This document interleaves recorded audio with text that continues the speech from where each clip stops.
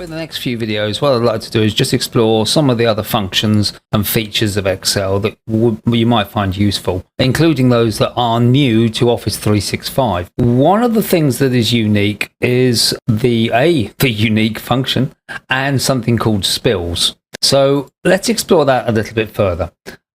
First thing I'm going to do is I'm going to produce a list of names. So I'm going to have a heading called names, and I'm just going to make up some names. So Maya and Helen and Barbara, Mo, and so on there. And basically I'm going to replicate some of these. It might be a classification of points or whatever else we have here. Yeah, we need a couple more, so let's re-include Barry into there and Helen again. So there's a selection of names in there. Now, what I can do here, this is just a list. It's just a list of names, that's all it is, a list of data with a heading.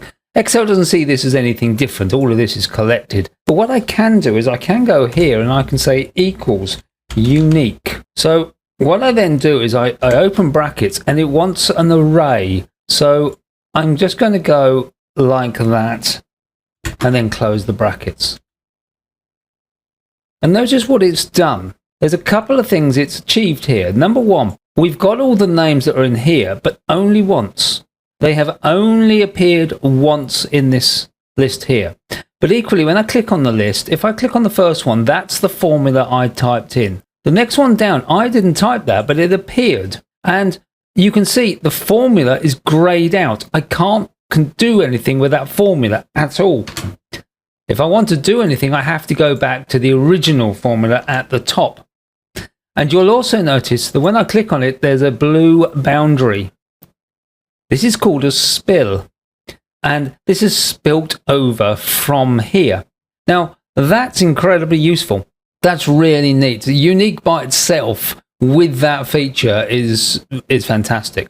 But there's other bits that we can mix this with. Spills have further uses. But let's have a look at the problem.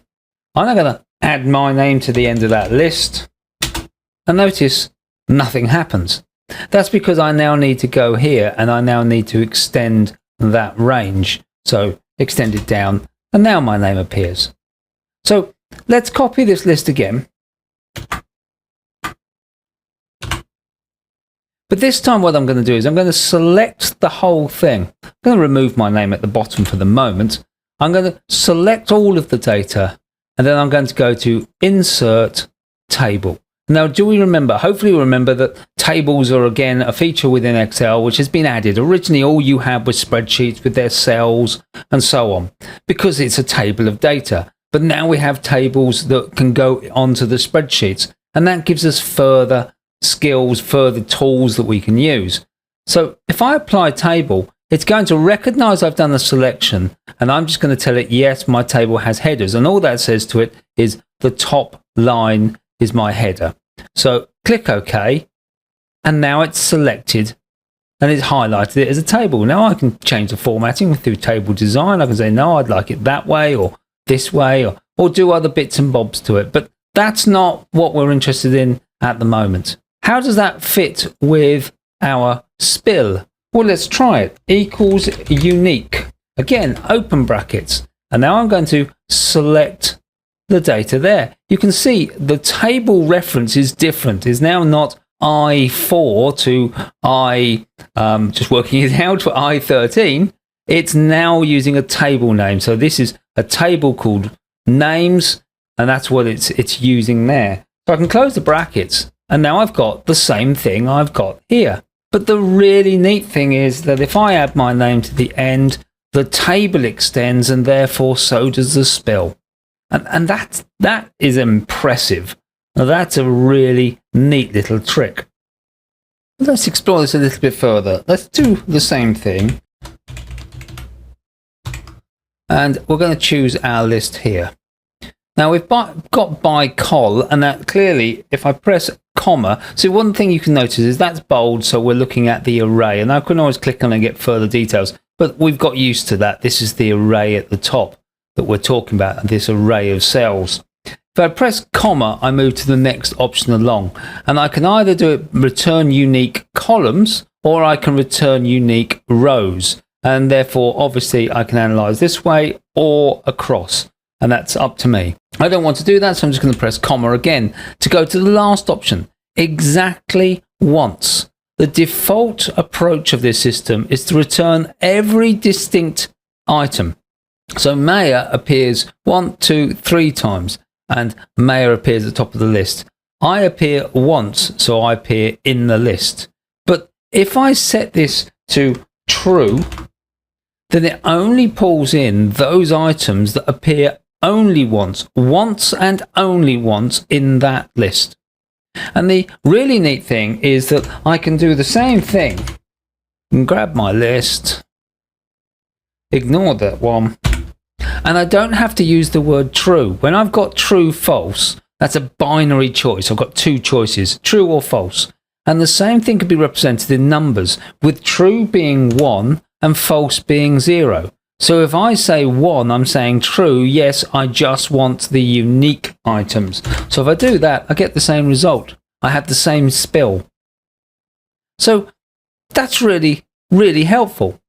Let's have a look at another one. So let's take the names over here and let's just copy them over here.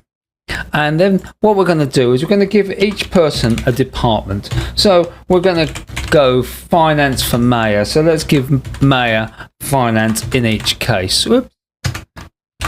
There you go. I'm going to be in department A, and let's copy that and give that to Barry as well. We're going to have an R&D department. So we're definitely going to have Helen in the R&D department. So we'll do that there. Now, my dear friend Barbara is going to be in finance, and Mo is going to be in stock, whilst Helen, as I say, is R&D. So we've got that covered. And then what we're going to look is their spending. So 323, let's do that for each case for Maya. So each time Maya does expenditure, she spends that amount. 432, well, that's going to be Helen's expenditure each time. I'm going to do 566, and let's get Barry to do 754. We'll stick Mo at 87 and Barbara at 564.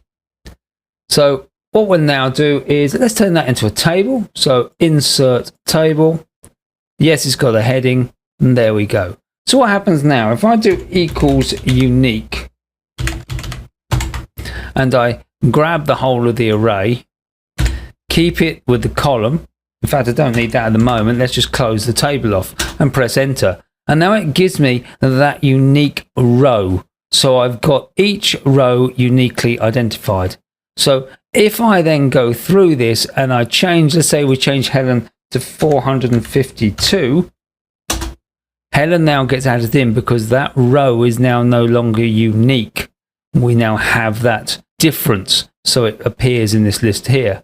If we then realize that that was nothing more than an error, this is live. This is just feeding through. This is updating itself each time.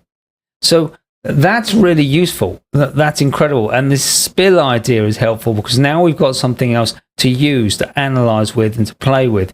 So welcome to the unique function, and welcome to the idea of spills, which are going to become more and more relevant within Excel. Okay, let's see you in the next video.